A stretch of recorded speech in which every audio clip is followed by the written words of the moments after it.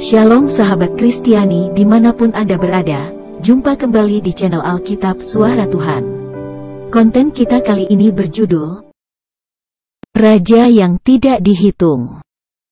Kita semua tahu bahwa raja pertama bangsa Israel adalah Saul. Namun jika mundur sedikit ke belakang, kita akan menemukan fakta bahwa sebelumnya juga ada orang yang memerintah orang Israel sebagai raja. Dia adalah Abimelekh, anak Yerubbaal, dari gundiknya yang berasal dari Sihem. Mari kita dengar kisah pengangkatan Abimelekh menjadi raja dari Alkitab yang tertulis di dalam kitab Hakim-Hakim 9 ayat 1-6. Adapun Abimelekh bin Yerubbaal pergi ke Sihem kepada saudara-saudara ibunya dan berkata kepada mereka dan kepada seluruh kaum dari pihak keluarga ibunya, "Tolong katakan kepada seluruh warga kota Sihem, manakah yang lebih baik bagimu, 70 orang memerintah kamu, yaitu semua anak Yerubbaal, atau 1 orang? Dan ingat juga bahwa aku darah dagingmu."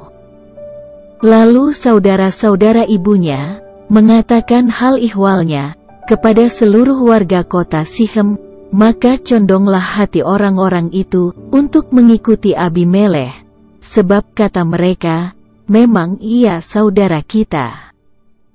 Sesudah itu, mereka memberikan kepadanya 70 uang perak dari kuil Baal Berit. Lalu Abimelekh memberi perak itu sebagai upah kepada petualang-petualang dan orang-orang nekat supaya mengikuti dia. Ia pergi ke rumah ayahnya di Ofra, lalu membunuh saudara-saudaranya, anak-anak Yerubbaal, 70 orang, di atas satu batu. Tetapi Yotam, anak bungsu Yerubbaal, tinggal hidup, karena ia menyembunyikan diri. Kemudian berkumpullah seluruh warga kota Sihem dan seluruh Bet Milo. Mereka pergi menobatkan Abimelekh menjadi raja dekat pohon Tarbantin di tugu peringatan yang di Sihem. Jiwa pemberontak yang ada dalam diri Abimelekh membuat ia membunuh semua saudara-saudaranya, anak Yerubbabel, untuk mengambil alih posisi mereka sebagai anak dari istri-istri sah Yerubbaal. Sementara ia hanya anak dari istri gundik Yerubbaal. Dengan cara menghasut saudara-saudara dari pihak ibunya, beserta warga Sihem, ia menobatkan dirinya menjadi raja atas mereka.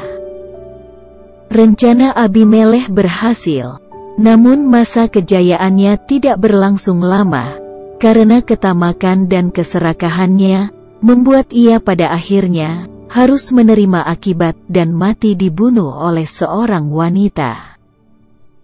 Ketamakan untuk menjadi pemimpin Israel membuatnya menjadi pembunuh saudara-saudaranya sendiri.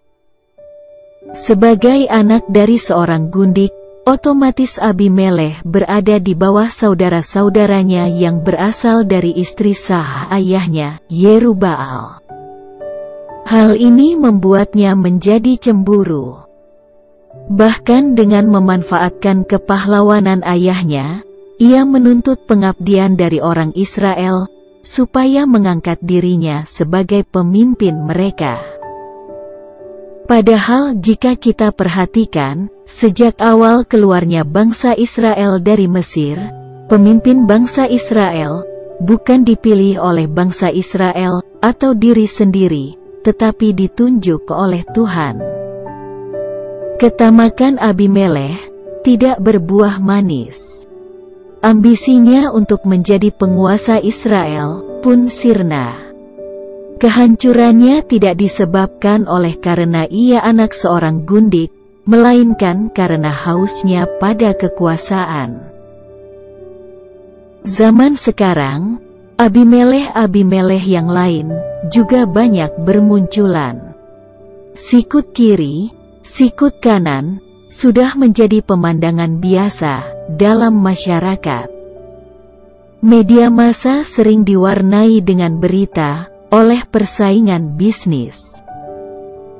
Berjuang, berusaha, kerja keras, dan pantang menyerah memang harus mendarah daging dalam diri seseorang yang sedang mengejar impiannya atau ingin meraih sesuatu. Namun bukan berarti bahwa perjuangan dan kerja kerasnya dapat menghalalkan segala cara, termasuk cara-cara yang tidak benar. Sebagai anak Tuhan, kita dituntut untuk bersikap adil dan jujur dalam memperjuangkan sesuatu. Kita dituntut untuk tampil berbeda dengan cara orang-orang dunia.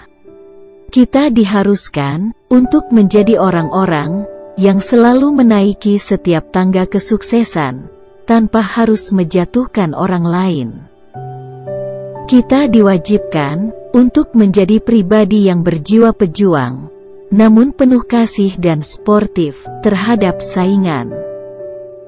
Karena itu, marilah kita hidup mendekat kepada Tuhan, agar diarahkan kepada cara-cara yang benar dalam menanggapi mimpi kita. Mintalah tuntunan Roh Kudus untuk mengingatkan, dikala hati kita ingin menjatuhkan orang lain. Amin. Kesuksesan orang curang hanya bersifat sementara, sedangkan kesuksesan orang jujur akan senantiasa awet.